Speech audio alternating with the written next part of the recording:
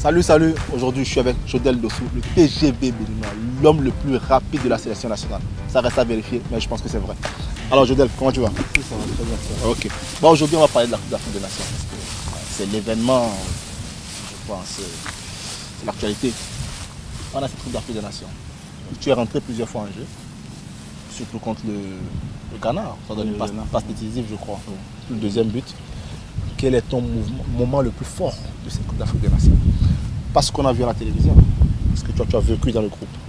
Le gardien ne voit pas partir le tir. Oh, le but! Oh, le but avec cette égalisation et toute la joie évidemment du Bénin. On le disait, ils pouvaient profiter de leur supériorité. Ils étaient là sur les coups de pied arrêtés. Le coup franc qui a emmené le corner et derrière, ces Black Stars qui ne peuvent rien faire et qui concèdent l'égalisation à 2 buts partout. Oui, déjà par rapport à ce match, à cette campagne en Égypte, je pense qu'on a vécu tous de très bons moments. Surtout avec la grosse sensation, c'était contre le Maroc. Ce match vraiment qui est resté gravé dans nos mémoires. Ça a été très difficile pour nous. On a souffert, mais à la fin, on a eu la qualif qu'on désirait tant. Et voilà, ça nous a fait franchir un palier et tout. Donc du coup, on garde ces matchs comme des matchs de référence pour pouvoir progresser, prendre en tirer de très bons résultats et comme ça corriger plus l'avenir. Est-ce que personnellement, parce qu'on a suivi tes matchs par exemple contre l'Algérie, oui, l'Algérie, lors des éliminatoires, surtout en Algérie, on a vu ta prestation, même à Cotonou ici, tu étais quand même au niveau. Est-ce qu'à un certain moment, tu ne t'es pas dit que tu méritais d'être titulaire? Parce que Coupe d'Afrique des Nations, tu n'étais pas titulaire, tu es rentré, certes, très souvent. Est-ce que tu ne t'es pas dit que tu méritais d'être titulaire? Oui, certes. Moi, il faut dans l'état d'esprit du groupe. Moi, quand le coach il m'a dit, ouais, voilà, je te préfère plus dans ce style que l'autre. Donc du coup, il a fait son choix. Moi, je respecte son choix. Quand il a besoin de moi, je lui montre que moi, je suis toujours disponible à la sélection. Peu importe si je commence, je ne commence pas. La première des choses, c'est déjà l'état d'esprit du groupe. Voilà, c'est déjà ça. Et je sais que de toute manière, j'aurai mon temps de jeu, je vais jouer. Donc il y a des matchs où je commence, où il préfère plus. Ça dépend de l'adversaire en fait. Ça dépend de comment lui-même il sent son truc. Mais toujours avant, il discute avec moi ou il discute avec nous par rapport à ça. Et voilà, nous on respecte son choix. Et on lui montre toujours qu'il peut avoir confiance en nous.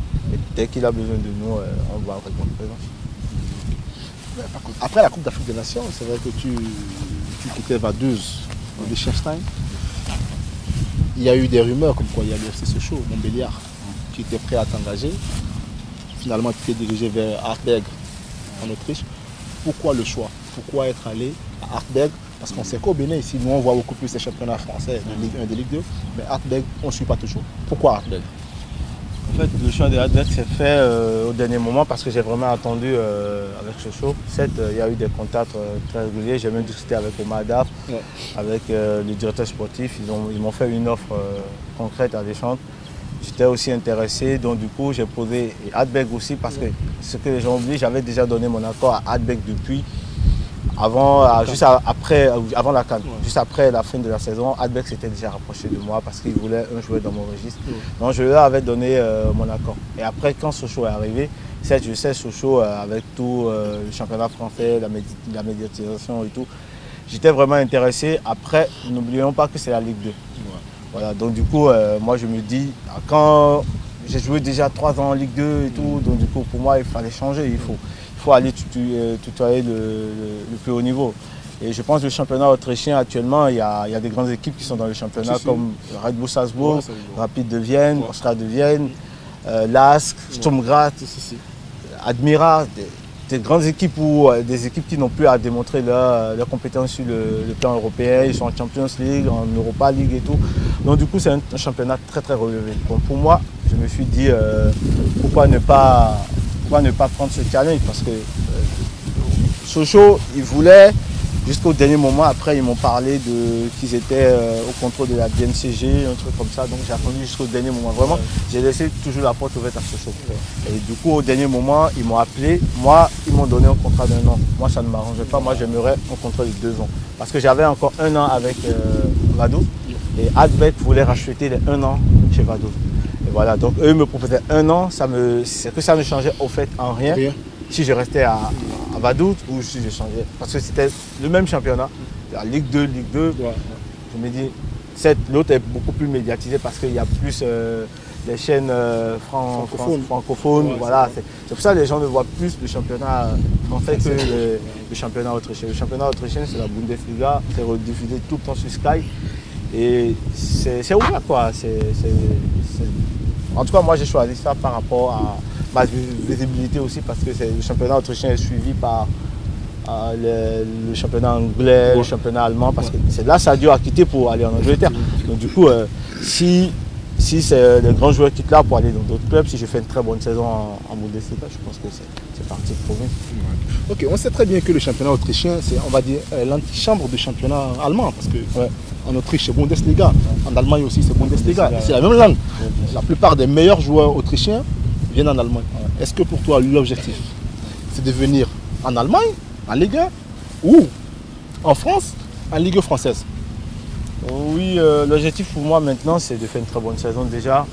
Et déjà ça a commencé déjà parce qu'il y a des clubs comme le Rapid, Stade qui se sont déjà rapprochés vu déjà mes statistiques, les matchs que j'enchaîne en championnat.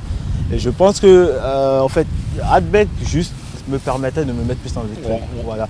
Donc du coup je fais une très bonne saison, une demi-saison, une très bonne saison. Et puis paf, je pars soit au Rapid, soit au Austria, soit à Stuttgart, dans des grands clubs qui jouent l'Europe en Autriche. Et après l'étape commence, et après si je fais de très bonnes performances, je peux aller, même en étant à Adbet, je peux aller dans le championnat anglais ou français. Ça dépend de la saison que je suis en train de faire. Voilà. Donc, mais c'est beaucoup plus visible, c'est plus facile de me suivre en première division Bundesliga que de me suivre en deuxième division.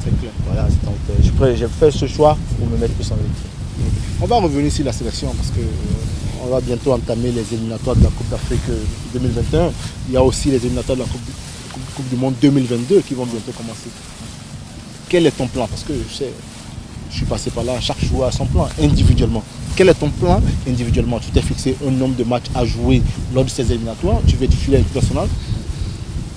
On veut savoir quel est ton plan sur ces 2 années à venir.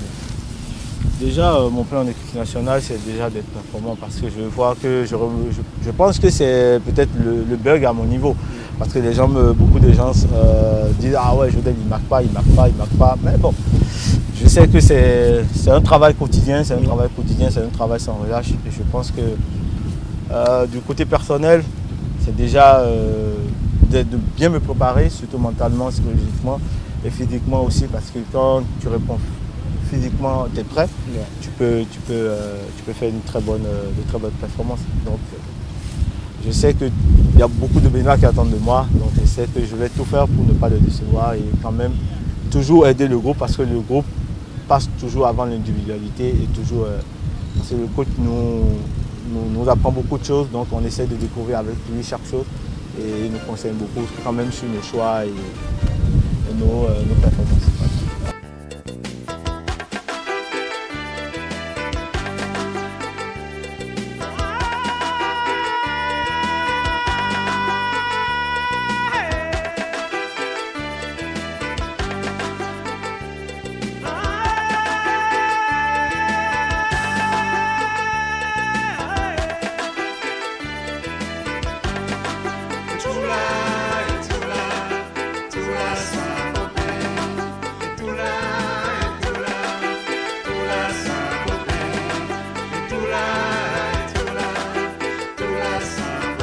Mentalité. Mais là, je veux revenir sur les questions beaucoup plus personnelles. Toi, je te connais très bien. Il y a trop longtemps, hein. Ouais, bien sûr. Plus Mamba Noir. Oui. On a même joué, on a joué en sélection ensemble. On a joué en sélection ensemble en 2010, je crois. Ouais, en 2010. Il y a beaucoup qui disent Jodel, je vais te dire les choses cash, il est impoli. Il ne respecte pas. C'est ce que les gens disent. Aujourd'hui, je suis les réseaux sociaux. On ne peut plus s'en passer. Je suis sur une vingtaine de groupes. J'écoute souvent ce que les gens disent. Moi, je ne peux pas réagir. Je ne peux pas réagir à la place de Jodel. Et Jodel, il ne parle pas beaucoup. Qu'est-ce que tu peux dire à tous ces gens-là pour qu'ils te voient de notre œil, qu'ils sachent qui est vraiment Jodel? Ouais, bah, déjà, sur ce point, bon, ceux qui me côtoient savent que je suis quelqu'un de très gentil. D'abord, moi, je me respecte très bien. J'ai été très bien éduqué et tout. Donc du coup, il y a certains points que je n'aime pas qu'on mâche sur mon pied. Donc les gens peuvent me trouver un peu direct, mais je ne tourne pas autour du pot. Moi, quand c'est blanc, je te dis c'est blanc. Peu importe si ça te fait mal ou ça te fait... peu importe, moi je dirai toujours la vérité. Donc du coup, certains disent peut-être, ah non, moi je suis resté ici. Je suis né à Cotonou, grandi à Cotonou, j'ai tout fait à Cotonou, joué dans les quartiers, chacun a son tempérament. Ah oui, ça je sais. Tu vois. Donc du coup, déjà dès mon bas âge, j'ai un tempérament trempé. Je ne me laisse pas faire. Donc du coup, après, avec l'âge et tout, avec la paternité et tout, je me suis assagi un peu. Jodel n'est plus le Jodel d'avant. Ça fait très longtemps que j'ai quitté Cotonou, j'ai quitté le Bénin, j'ai acquis d'autres mentalités et tout. Et vraiment, ceux qui me côtoient sachent que Jodel, c'est le plaisir. Je peux rester du matin jusqu'au soir avec quelqu'un, c'est le fou rire, la fraternité et tout. Je prends les choses, je prends la vie telle qu'elle vient et tout. Et moi, je suis sympa avec tout le monde. Mais j'aime pas juste qu'on me manque de respect. Voilà, c'est tout. Et je remets en même temps chacun à sa place parce que ce tempérament, peu importe, je ne peux pas le changer. Donc du coup, j'essaie quand même d'être courtois avec les gens.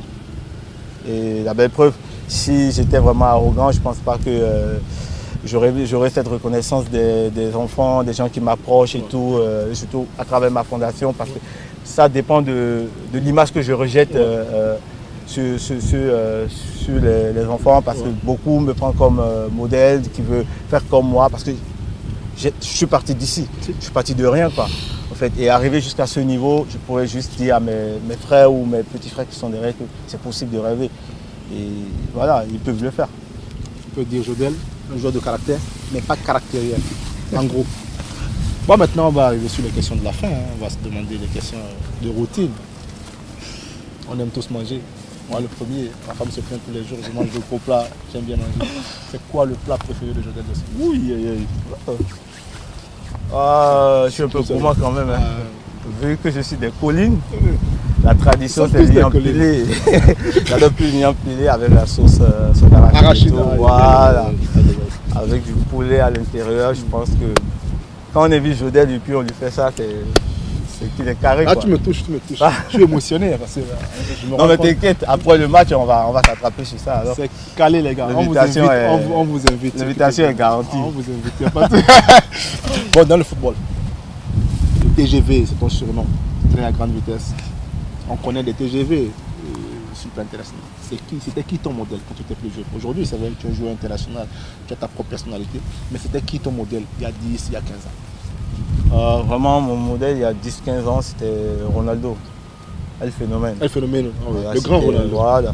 C'était lui qui m'inspirait beaucoup. Après, le CR7 est arrivé avec toute sa fougue et tout, et sa manière de jouer, sa rapidité, sa précision surtout devant les buts, et son envie toujours de gagner me stimule beaucoup et me donne envie de faire comme lui. Voilà, c'est juste mon modèle. Et voilà, j'essaie quand même de travailler mes muscles parce que le mec c'est une machine. Ah quoi. Oui, ouais. Voilà, donc j'essaie quand même de faire comme lui. Je pense que si tu suis un mec comme ça, tu sortiras toujours gagnant de tout. C'est clair. Quand on voit ça dans les vidéos, voilà, à son âge, il est encore performant. 34 ans, il est toujours performant et tout, comme un jeune de 25 ans. Et moi, tout. 34 ans, je marche à peine, donc non, mais on se connaît. Sur les balles aériennes, tu ne passes pas. Donc, non, ça c'est vrai. Je casse les côtes aux défenseurs sur les balles aériennes. Maintenant, bon, le club préféré, parce que tu as eu un joueur, mais dans le temps. Moi, je rêvais de jouer au Real Madrid ou à Marseille. Je ne suis jamais arrivé, malheureusement. Mais toi, c'est quoi? Toi, c'est encore possible, hein, parce que c'est la Bavière, c'est le Bayern Munich. Voilà, ce club depuis toujours, ça a bercé mon enfance et tout. Et après, mon cœur a balancé parce que CR7 dans la Maison Blanche. Ouais. Après, il a quitté la Maison Blanche pour la Vieille Dame. Là, maintenant, mon père est avec la Vieille Dame.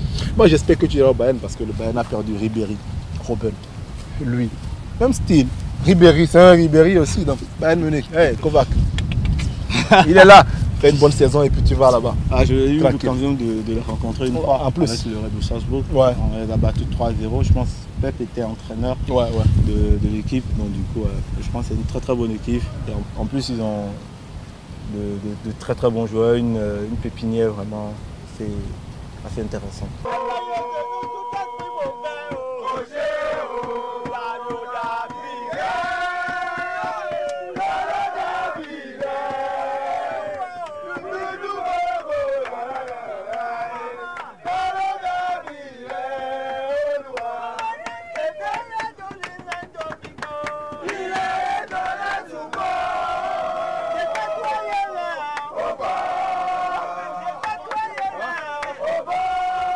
Bon, c'est bien. Mon Merci frère, beaucoup. on est ensemble. Je suis content de t'avoir eu dans mon émission. Pareil aussi. À la prochaine. Et surtout, avec les buts de Chaudel Dossou, le TGV béninois. Joueur de caractère, mais pas caractériel. Surtout ça. Merci. Ouais, mon frère.